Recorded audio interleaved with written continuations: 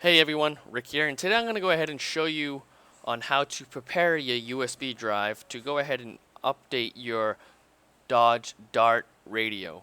Now mine has encountered an issue where it goes ahead and freezes the screen. I'm not unable to do anything, and then once I go ahead and actually start touching the screen, it seems to go bright white and then shut off. And that's that. It reboots, goes black, comes back on, and everything works fine. Dodge has released an update for this, and the update is supposed to fix this issue. Now, you can go ahead and bring your Dart to a dealer, and the dealer themselves will then go ahead and update your Dodge Dart for you, the radio, or you can do it yourself, and I'm going to go show you on how to do that. First, what you're going to need at least a 4 gig USB drive. I have an 8 gig USB drive in my system now, so we're going to go ahead and go to that. So this is it. What you first want to do is go ahead, right click on the USB drive that you have installed. We need to go ahead and reformat it to a FAT32 if it isn't already. So click Format. You go ahead and hit File System. It may be an NTFS, it may be just a FAT. Make sure it's a FAT32. Go ahead and hit Quick Format. The label, it does not matter. Go ahead and hit Start. It will then take a few seconds to go ahead and format. So once it's done, we're then going to go ahead and open up our browser. I'm using Google Chrome, as you can see. So what I'm going to do is I'm going to post a link down below to a website that you need to go ahead and go to. So here we go. This is a Chrysler website, and you will need the last 8 of your VIN number. So make sure you have that, which I do have. Now I do want to go ahead and let you know that, as you can see, it says the important. This site is optimized for IE versions 8 or 10. Click here for additional browser compatibility. So if you're using a different browser, click here. And it will tell you on how or what to do to go ahead and make sure you can use it. So seeing how I am using a different browser other than IE 8 or 10, I'm using Google Chrome, it's saying to load unsafe scripts. So to do that, using Google Chrome, up at the top of your address bar, you'll see this page includes scripts from unauthorized, unauthenticated sources. Sorry, I thought it was on. And then all you have to do is hit that, hit load unsafe scripts, and as you can see, the whole site changes. So make sure you do that if you're using Google Chrome. If you're using a different browser, that's something you have to, of course, do. So after you do that, go ahead and enter the last 4 VIN. I'm going to go ahead and enter that in off screen. And I went ahead and entered it. So as you can see, it's telling me that I do have an update available, which is wonderful. Now, if your VIN does not appear to have any update, I would recommend just bringing it to a dealer just to confirm. You can explain to him, look, this is the issue that I have. I do have the videos on YouTube right now that you can click below. I have 2 different videos. You can click below and show them, look, this is exactly what my car is doing, and I want it fixed. If they say there's no update, demand to get a replacement radio, because it's an issue that can cause, problems, especially if you're driving. It maybe if you have it on the Bluetooth, if you're talking, all of a sudden it cuts out. I don't know what will happen. I have read online that certain people have gotten pulled over due to the white screen. Cops think it's something else, blah, blah, blah, whatever. So I'm going to go ahead.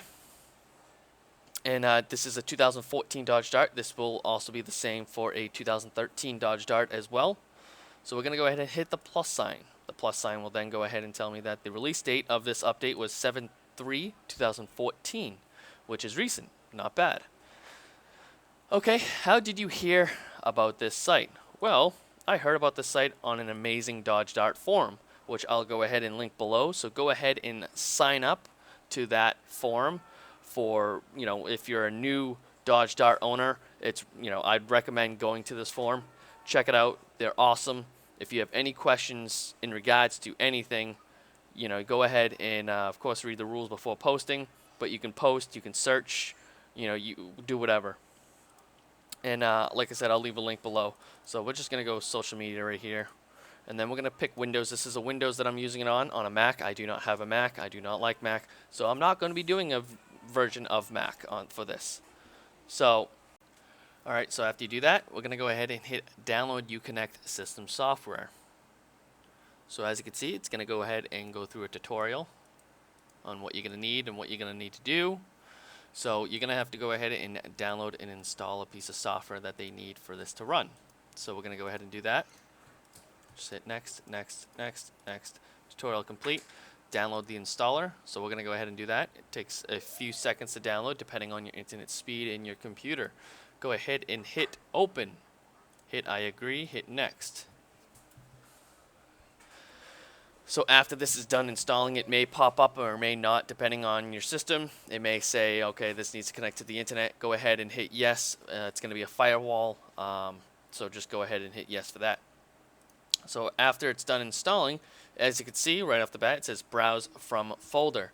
Like I said, you may have to go ahead and hit allow for the firewall to connect, for the program to connect, and then depending on how the situation is in your browser, you may have to just go through the process one more time to be able to get this to pop up.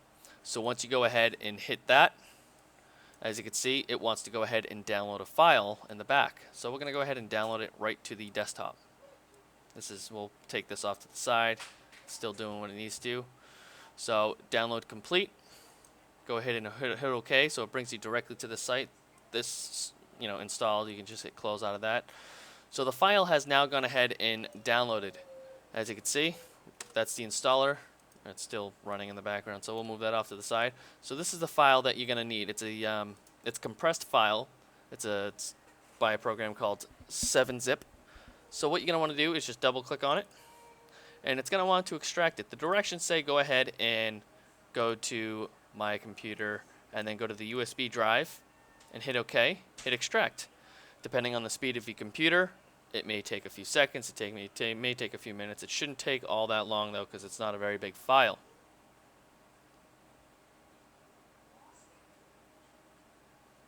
So once that's extracted to your USB, go ahead and go into the USB and confirm that it is now extracted. As you can see, it is extracted and it is in there. It's called a KWI file, and whatever name it is. So there's one of two ways you can do that. You can do it the way that I just showed you, or you can just double click on it. You can extract it to your desktop. It takes much quicker because it's just going directly to the desktop rather than copying it at the same time. In this case, you can just drag and drop the file onto your USB stick. After that is done, you can then, you can go ahead and delete the files that you no longer need. You don't need them. They're on your USB stick. Go ahead and unplug your USB. You have your USB in your hand. We're going to go ahead and take my camera and move on to the car, and I'm going to show you the process of the update. Alright guys, I'm now in my car with my daughter to do this update. So we're going to go ahead, and I haven't turned the car on. Here's my USB drive. We're going to go ahead, and if you haven't noticed on where your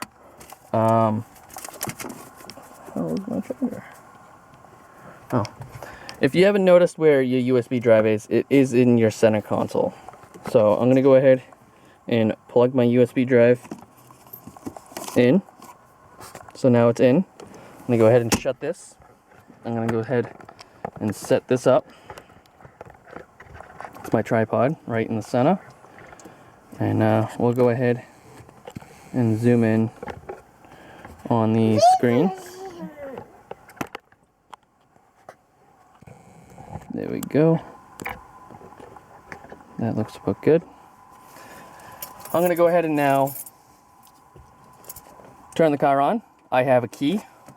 So we're going to go ahead, well, not turn the car on, but we're going to put it on to run. Dodge pops up. Hit accept. So, as you can see right off the bat, there's the update. And my car does need the update. So we're going to go ahead and hit the yes button.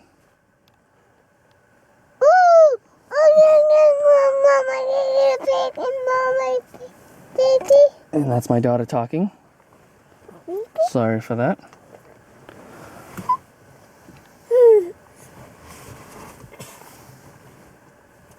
So it's probably most likely checking the USB drive to make sure everything's good.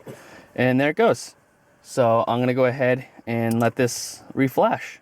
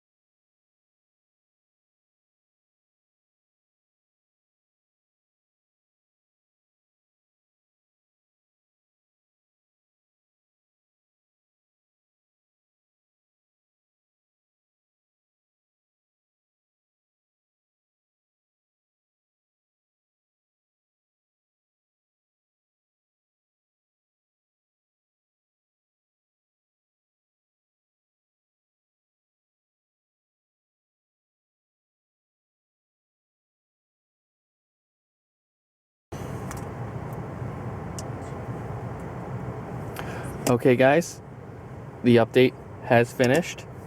So it says please touch screen. After the touch screen, HU reboots. So we touch the screen. It's gone ahead and rebooted.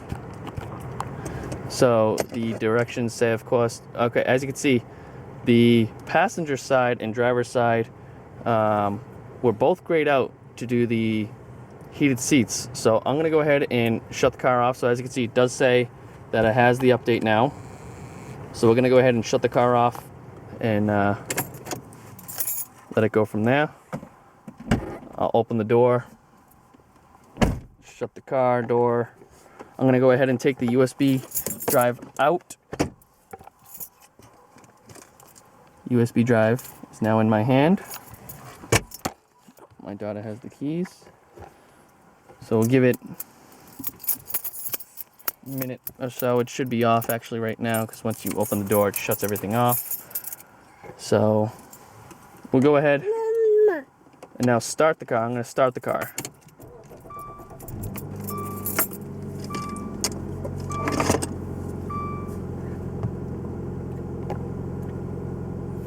Okay, so now my heated seats are now back. I can touch that, hit accept, make sure the radio works. The radio's working. Make sure the Sirius works.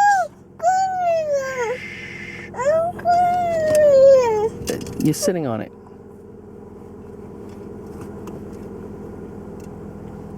Taking a little bit to update the channels, but that could be due to seeing how it updated the software. It hasn't done it yet. Updating all the channels, it could be. I'm assuming after a reflash, it will do that.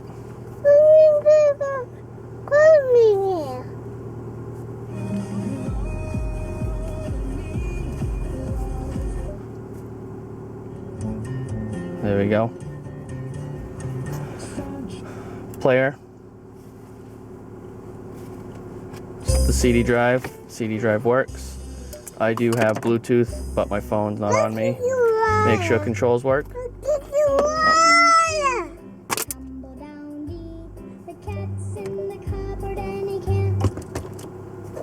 Heated seats work. Screen turn off. I did it before.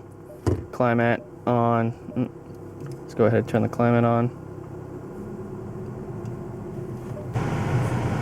So the climate does work. Phone, I'll test that out once I get my phone. And settings. Settings are there. Everything's all there except audio because it's now off, of course. Sirius setup. Bluetooth is there. Engine. So all settings are there. Everything looks fine. Update complete.